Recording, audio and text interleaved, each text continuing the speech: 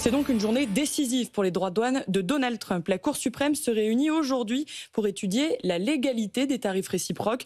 Deux tribunaux ont déjà reconnu que ces taxes étaient illégales et que le président avait abusé de son pouvoir. C'est donc une ultime chance de sauver un des piliers fondamentaux de sa politique économique. Antoine Hélard depuis Washington. Oui, Donald Trump joue gros et il le reconnaît d'ailleurs en expliquant que la Cour suprême doit prendre la décision la plus importante de son histoire. En cas d'échec, c'est toute la politique économique du président qui risque de s'effondrer. Les tarifs ont rapporté énormément d'argent aux États-Unis, plus de 150 000 milliards de dollars. Trump a besoin de ces recettes pour financer les baisses d'impôts qu'il a promises aux Américains. Seulement voilà, si les juges de la Cour suprême estiment que ces taxes ne sont pas légales, non seulement il devra faire une croix sur cette manne, mais pire encore pour lui, l'État pourrait être contraint de rembourser les taxes indûment perçues. Au-delà de l'aspect financier, c'est aussi la stature de Donald Trump qui est en jeu et qui pourrait en prendre un coup. Son autorité sur la scène internationale, les taxes douanières, c'est l'une de ses armes géopolitiques préférées. Alors évidemment, on n'en est pas encore là. Il faut rappeler que la Cour suprême est dominée par des juges conservateurs qui ont récemment pris de nombreuses décisions très favorables à Donald Trump.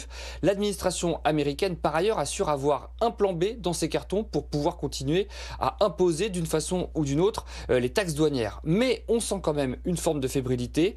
Trump voulait se rendre à cette audience aujourd'hui à la Cour suprême. Il a finalement renoncé pour ne pas, dit-il, être une distraction pendant les débats. Antoine Hélard, depuis Washington, et ces 150 milliards qu'il fallait comprendre dans le propos d'Antoine Hélard. La décision de la Cour suprême n'est pas attendue, en tout cas avant le premier semestre 2026. Mais en attendant, Étienne Braque, ces taxes continuent bien de peser sur la visibilité des entreprises. Depuis une quinzaine de jours, vous avez toutes les sociétés cotées qui sont en train de publier leurs résultats trimestriels. Et pour l'instant, les retours sont plutôt rassurants pour les entreprises européennes. Si on regarde déjà dans le secteur pharmaceutique et dans le secteur du luxe, ça se passe plutôt bien. Ce sont des secteurs où les marges brutes sont élevées et c'est ça qu'il faut retenir dans le sens où les droits de douane ne s'appliquent pas sur le prix de vente final mais sur le prix sorti d'usine. Donc vous avez quand même des marges de manœuvre qui sont assez importantes pour ces secteurs. Le secteur aéronautique, pas mal d'exemptions, donc là ça se passe plutôt bien.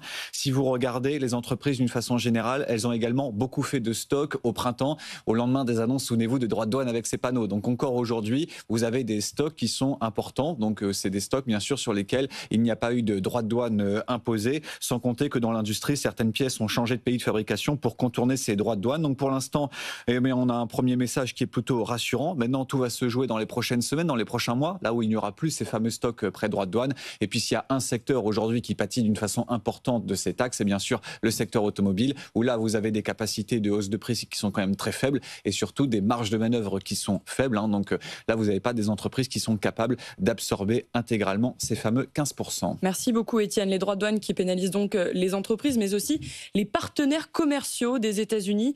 Hier, le Canada a présenté son budget pour l'année 2025-2026 et il prévoit clairement un ralentissement économique à cause de la politique douanière américaine. Le pays prévoit aussi de doubler son déficit à 78 milliards de dollars l'année prochaine. Objectif justement, relancer l'investissement et la croissance.